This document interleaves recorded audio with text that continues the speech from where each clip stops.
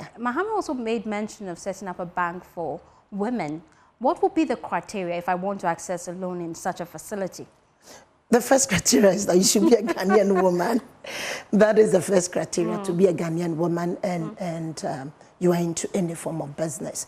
Business means you're a woman farmer, and there's somewhere in our policies in agriculture where it's going to set, farm banks for women, so that to be attractive for women to easily have access to farmlands. So if I'm a woman and I want to go into farming, I can access loan from the Women Development Bank, which will have branches in major markets across our nation. You can go for loan. The hawker, the woman who hawks, the woman who trades on the market woman, the woman who crosses our borders to go and bring in goods to sell, the woman with a very little shop or very big one, the woman, the watches seller, the cocoa seller, every woman. So the first criteria, you should be a woman and a Ghanaian. And do I need to bring a collateral? No, there'll be no collateral. One of the difficulties for we women in accessing loans in this country is collateral. A lot of us, if I say I have a house, the house belongs to my husband, and the documents are in his name, or maybe my child.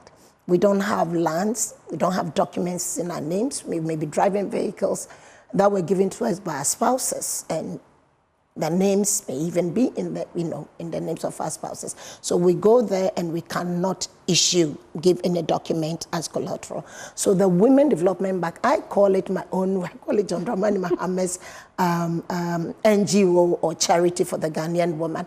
Because I realized that if Dr. Agri said, when you educate a woman, you educate a nation, and when you educate a man, you educate an individual. It means that when the woman suffers, the nation suffers.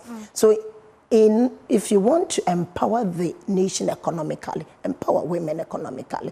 So he's looking at all sectors. So it doesn't matter how small or how big your business is. You don't need collateral. They are giving us that free to say that women come and access these loans. And those who are not taking huge sums, also it's interest-free for them. But those taking huge sums, they also have... But then how then would you ensure these people pay back if you're giving them all this money without requesting collateral? Obviously, there'll be measures put in place. They have the associations, they have cooperatives, and that's one thing that nobody can take from the Ghanaian woman. I don't know about the other countries, but I know about my own, that the Ghanaian women pay. They pay the monies that are given to them to trade or do whatever. So that is one. Two, you can go to the streets now and you find Hawkers Association, the other. You can go to the market, the other. So there are going to be systems put in place to make sure that when I go for the money, it's truly I'm a farmer, or truly I'm a trader, or truly I hawk, or I'm into small, big business. So for those taking the huge sums of money, there'll be some level of interest added. It's because if I'm going for, let's say, 2,000 cedis, and we know some women with just 1,000 cedis, they can turn it around. And you are going for, let's say, 100,000 or 200,000 or more. Remember that you have hundreds of women, thousands or 2,000 put together for you.